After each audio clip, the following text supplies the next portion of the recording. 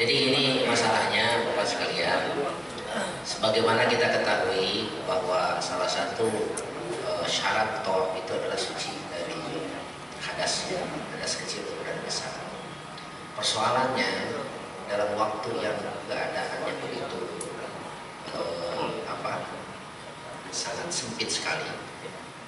Ini pernah suatu kejadian ketika seseorang memaksakan diri tetap untuk melaksanakan tawaf, padahal dia dalam keadaan menstruasi. Kalau dia tidak tawaf, mungkin menunggu suci sampai 7 hari pasti dia akan ketinggalan.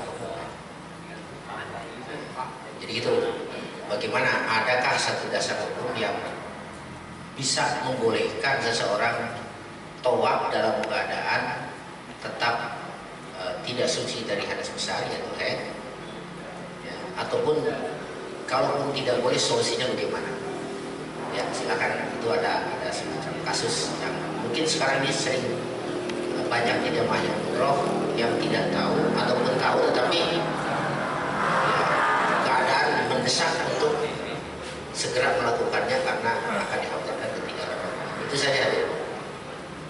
Assalamualaikum warahmatullahi wabarakatuh. Ya, itu diskusi penjelasannya ya. Bagaimana kita menjawab terkait dengan melaksanakan haji atau umroh, terutama bagi rombongan, anggota rombongan perempuan, ya wanita yang sedang haid sementara harus ya bareng-bareng dengan rombongan yang lain melaksanakan tawaf. Apakah boleh ya? Kalau boleh dasarnya apa? Tetap tawaf. Bagaimana ya? Kemudian kalau tidak boleh, terus bagaimana? Nanti kasihan tinggal rombongannya ya kan, seperti itu. Nah, silakan dari mana dulu yang mau menjawab? Klari ya. Silakan Pak, mana ini mic-nya? Di dalam fikih kita temukan bahwa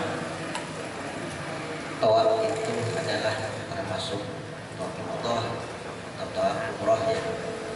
Itu ada termasuk tawaf rukun, dan tawaf yang lainnya pun tetap masuk ke masjid.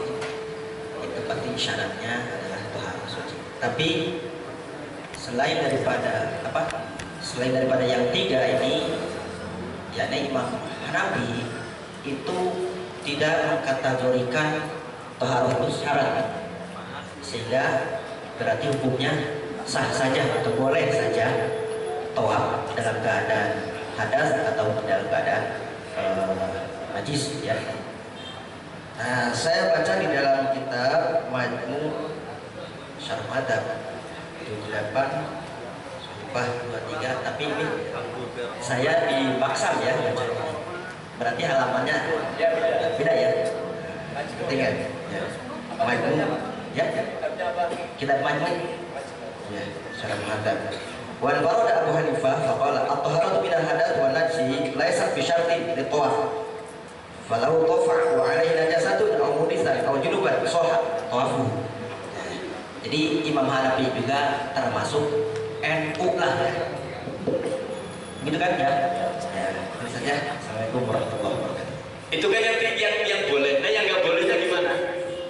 Rujukan yang nggak bolehnya. Kalau itu kan boleh. Berarti kan ada dua berpendapat. Ya. Satu tadi Ustaz mengatakan boleh selain Syafi'i. Yang Syafi'i yang bolehnya yang bagaimana? Oh ya, Syafi'i. Yang nggak bolehnya? Yang nggak boleh. Ya. Iya. Imam Syafi'i itu kan tidak boleh. Ya. Jadi karena syarat tawaf itu adalah suci ya. Imam Hanafi, Imam Maliki, Imam Syafi'i, Imam Ahmad bin Hanbal itu semuanya mensyaratkan adalah suci ya. Nah, berarti dalam keadaan haid tidak sah kan ya, seperti itu. Jadi di dalam kitab-kitab yang sering kita baca juga sudah pada maklum.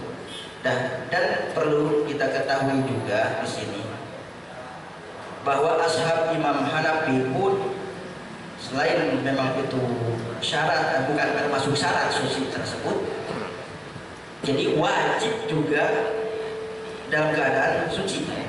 Jadi hukumnya dalam keadaan tawaf wajib, tapi mereka ini tetap mengacu kepada Laisat Bisyartin ya tentang toharoh, tapi wajib, sehingga ketika dia memaksakan tawaf itu kalau seandainya punya hadas kecil itu harus menyembelih kambing ya setelah tawaf. Kemudian kalau seandainya hadasnya hadas besar atau najis dalam keadaan junub dia harus menyembelih unta setelah tawaf itu. Nah ini ashab Imam Hanafi di dalam ibarahnya wahtalafa ashabu bi kauni taharah wajibatan ma'attifaqihim ala annaha laysat bisyartin faman awajabaha minhum qalu in tafa muhdisan lazimahu syatun wa in tafa junuban lazimahu badanatun. Seperti itu ya, itu ashab Imam Hanafi. Cukup Ya, cukup. Jadi kalau bisa disimpulkan ada dua pandangan ya. Kalau dari kalangan madhab dari kalangan Asy-Syafi'iyah ya, tidak boleh karena tawaf adalah mempersyarat sebagai syaratnya adalah thaharah. Kan seperti itu ya. Kalau yang selain Syafi'iyah boleh, sekalipun itu mungkin nanti dibayar dengan dam misalnya pengganti ya, karena itu bukan bagian atau menjadi syarat thaharah, kan seperti itu ya. Benar demikian itu ya. Berarti ada dua pandangan terkait dengan itu. Problemnya walaupun menurut Syafi'iyah konsekuensi logisnya adalah dia ketinggalan rombongan atau rombongan menunggu yang sedang haid untuk tawaf kembali. Konsekuensinya. Nah ini akan menjawab di masyarakat atau tidak itu konsekuensi penyelenggara ya.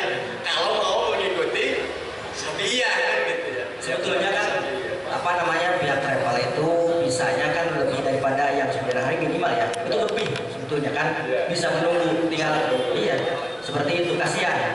Kasihan kepada orang yang ini meskipun satu orang. Sampai kalau seandainya dia itu istilahnya memaksakan memakai kawal Imam Hanafi ya. Tapi sebetulnya kalau Imam Hanafi juga kan ini termasuk dalam rangka NU kan membolehkan seperti itu. Cuman kalau kehati-hatian mungkin ya, seperti itu.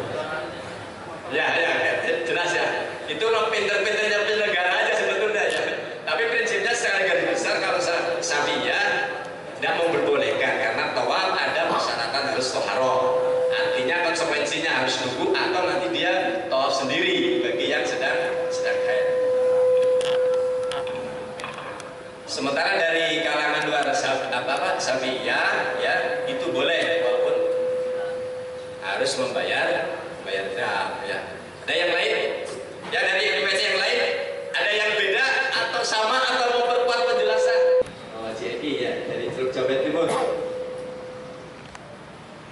Assalamualaikum warahmatullahi wabarakatuh. Waalaikumsalam. Terima kasih kepada pemimpin musyawarah yang telah memberikan waktunya untuk menjawab permasalahan yang berkaitan dengan masalah bahwa bagi wanita yang sedang haid atau nifas ini. Kalau saya baca soal ini yang ditanyakan kebolehannya bagi orang yang sedang haid atau nifas dalam keadaan tawaf, bukan larangannya yang dipertanyakan dalam masalah ini.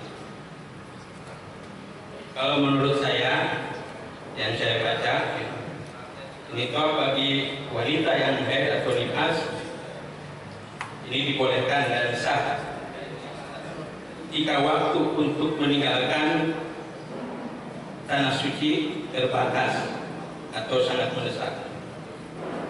Ini dasar menurut Syekh Ibnu Taimiyah dan Ibnu Qayyim al-Jauzi, dan tidak perlu membayar dam. Yang dasar dalam kitab Ilalul Muwaffiqin juz ketiga halaman 31. Yang kedua, itu juga masih dibolehkan menurut Imam Ibnu Abidin dan sah tawafnya, tapi wajib membayar dam, yaitu 1 ekor unta. Kemudian jika suci pada hari-hari berikutnya sebelum pulang, ini boleh mengulangi tawafnya dengan tanpa membayar dam dengan dasar yaitu kitab Syekh Ibnu Abidin halaman 551 dan hadis Nabi yang membuatkan tentang tawaf wanita yang sedang haid dari dari Ibnu Amrin yaitu Sulan al-Marati Rasulullah dawa'a yurika apa yaduha tanbiro walam yakfi bi'asan ini ahrajahu Sayyid bin Mansur. Sementara itu yang dapat saya sampaikan, dan ini mudah-mudahan ini jadi dasar buat kita untuk bisa melaksanakan tawaf bagi orang yang sedang mendadak atau dalam keadaan waktu terpepet ataupun dalam keadaan yang segera pulang ke tanah airnya. Itu saja. Terima kasih atas perhatiannya. Wassalamualaikum warahmatullahi wabarakatuh. Boleh hanya menurut pendapat dari kalangan non Syafi'iyah. Nah, ini sudah tadi menyampaikan rujukan ya dari beberapa kitab termasuk adalah Hasyiah Ibnu Abidin. Intinya boleh ya, boleh sekalipun ada yang berpendapat harus mengganti dengan dam, ada juga yang berpendapat tidak perlu mengganti dengan dam. Memperkuat jawaban yang pertama dari Kelari dari kalangan non Syafi'iyah. Ada yang beda lagi, barangkali memang sama sekali tidak boleh atau mutlak boleh misalnya. Silahkan dari MPC yang lain. Ada yang beda dari dua jawaban tadi? Ya kalau yang kedua ini memperkuat ya, memperkuat jawaban yang pertama. Ada yang beda? Coba terutama dari kalangan Syafi'i ini ya. Coba dari kalangan Syafi'i karena rata-rata ini sampai semuanya orang Syafi'i. Coba dari kalangan Syafi'i. Assalamualaikum warahmatullahi wabarakatuh. Dari Kerawang Barat. Dalam persoalan ini jawabannya dalam kitab yang berjudul Ihsanul Baqat dijelaskan bahwa itu melalui pengetahuan tentang darahnya dulu, itu darah haid atau darah istihadah. Kalau darah istihadah karena ketakutan itu boleh-boleh saja. Dan kalau darah haid, ketika si orang wanita itu di luar negara atau di luar jauh tidak memungkinkan untuk kembali, maka itu sah-sah saja. Itu saja. Jadi jelasnya ini mah hanya memperkuat saja ya tentang kebolehan. Kalau memang udah pasti pertanyaannya, boleh kan?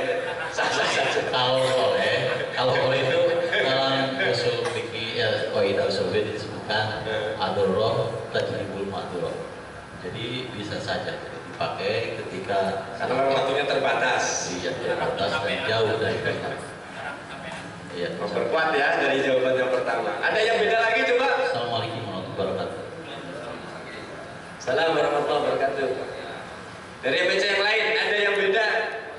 Ini sama tiga-tiganya ini ya. Ada yang beda? Ayo dari kecamatan yang lain. Kelari sudah, Kerawang Barat sudah, Teluk Jambe Timur sudah.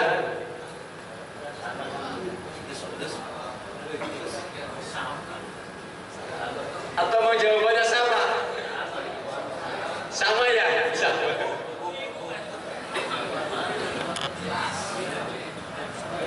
Hidup ya, nggak ada yang beda ya. Kitabnya sama ya.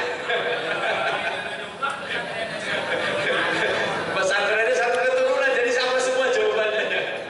Saya mau cari yang beda, ada yang beda nggak kira-kira? Boleh kalau ada yang beda, kita tasamuh, mau mendengarkan dulu. Silahkan kalau mungkin ada yang beda.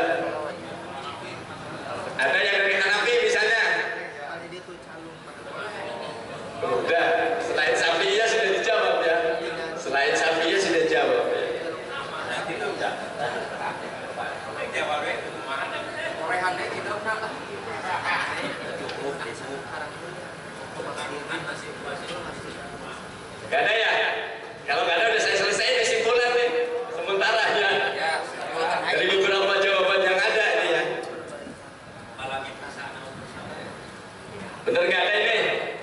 Ya, kalau nggak ada, mungkin bisa saya bacakan kesimpulan sementara dari beberapa jawaban yang ada ya. Berdasarkan rujukan yang ada, bahwa terkait dengan permasalahan hukum, dasar hukum yang membolehkan tawaf dalam keadaan haid bagi wanita yang waktu umurnya terbatas, kalau menanti suci dari haid akan ketinggalan rombongan, ya. Ini bisa kita katakan ada dua pandangan ya. Secara garis besarnya disimpulkan adalah sementara ini ya, kesimpulan sementara. Kalau menurut Syafi'iyah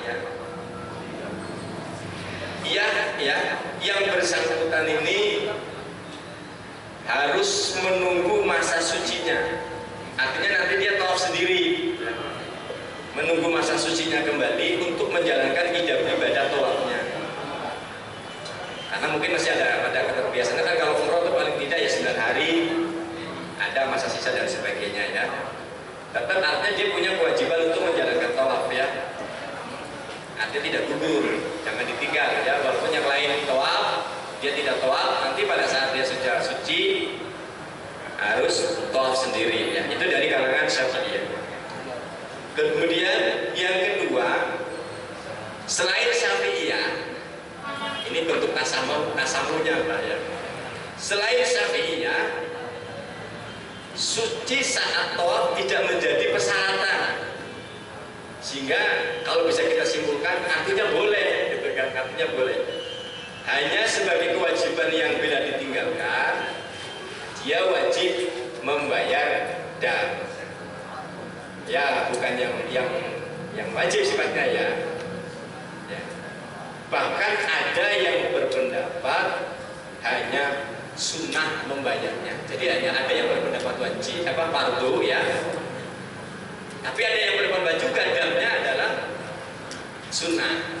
Bisa bayar dam atau tidak bayar dam. Itu kesimpulan sementara yang bisa kita tarik dari beberapa pendapat dari menurut keterangan yang disampaikan oleh 3 NTC tadi ya. Jadi jelas Pak ya jawabannya. Kalau pertanyaannya kebolehannya tawaf dalam keadaan haid, bisa atau boleh? Ya boleh. Dengan catatan tadi jawabannya ya. Tapi kalau bagi yang tetap kekeh menurut Syafi'i, ya jangan tawaf, nunggu sampai suci. Konsekuensinya kalau ada rombongan jangan ditinggal. Kalau ada pembimbing rombongan ya. Ini mohon diketahui terutama kepada pembimbing rombongan haji atau umroh ya. Jadi ada dua sudut pandang jawabannya ya. Berdasarkan kita rujukan yang ada ya, kita nanti bisa lihat di tadi yang sudah disampaikan Majmu' Syarih, kenapa secara muhadzab, di Hasyiatul Jamal juga ada, di Al-Mughni juga ada ya, Badai Sonai juga ada ya. Itu nanti bisa kita lihat. Ini kesimpulan yang pertama ya. Dari soal yang pertama sudah selesai.